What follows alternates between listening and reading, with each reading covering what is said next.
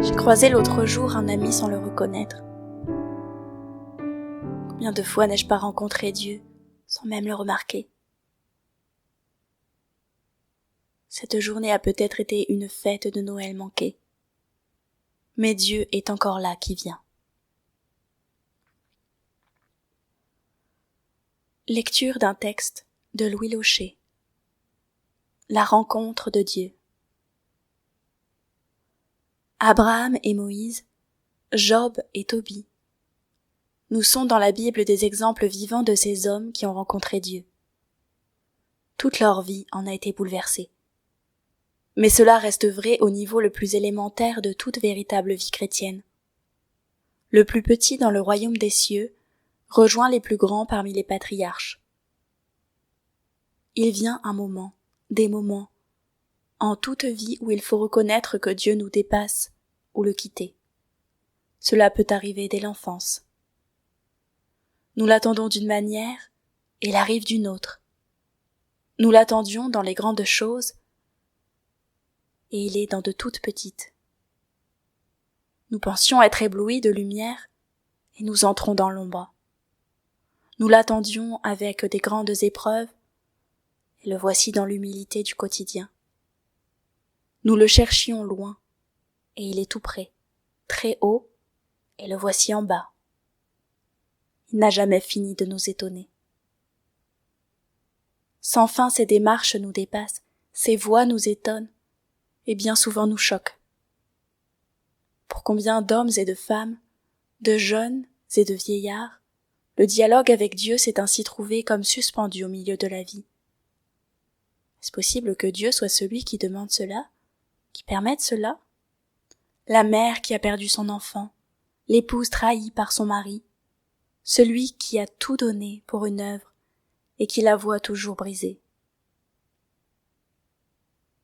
Tant de choses enfin, que l'on ne peut ni dire ni écrire, car aucun mot ne peut exprimer la vie telle qu'elle est, et pas seulement la nôtre, mais celle de ce monde entier qui a faim et qui souffre, ce monde où il y a tant d'injustice, de violence, de haine, ce visage de l'homme dans l'histoire marqué de tant de souffrances.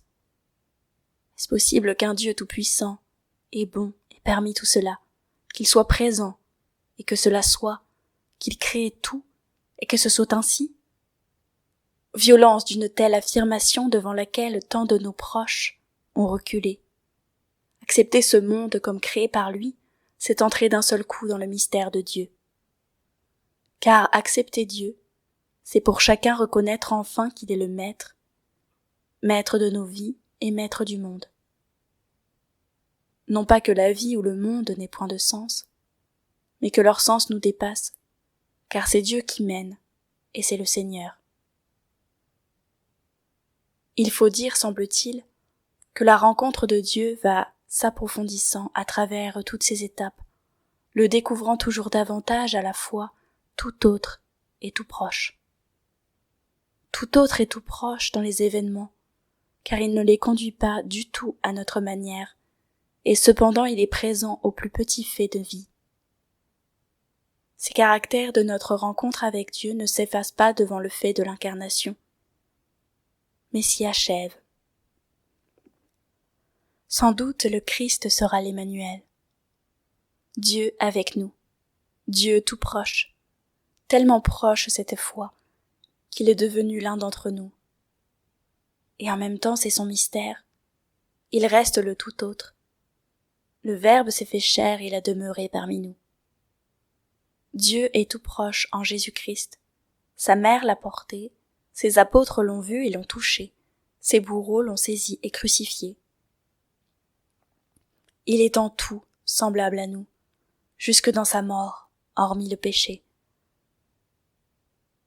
Et cependant il reste le tout autre, si différent en sa ressemblance même, si déconcertant en sa présence, que les siens ne l'ont pas reconnu. Il l'aurait voulu à leur niveau, il les dépasse. Il l'aurait voulu chef politique, libérateur temporel. Il apporte la libération du monde, le salut éternel. Il l'aurait voulu grand de grandeur humaine, puissant de puissance humaine. Il est apparu tout petit selon l'homme, parce qu'il était grand selon Dieu. Tout caché parce qu'infiniment illustre, tout petit parce que infiniment grand, tout faible parce que infiniment fort. La transcendance de Dieu se manifeste dans la pauvreté de Jésus-Christ, en qui il ne reste plus que l'infini du don. À travers les données humaines, Dieu se manifeste en Jésus-Christ, tout autre et tout proche. Prière. Réveille, Seigneur, ta puissance et viens, pour que bientôt soient délivrés de tout mal ceux qui ont foi dans ton amour. Toi qui règnes avec le Père et le Saint-Esprit, maintenant et pour les siècles des siècles. Amen.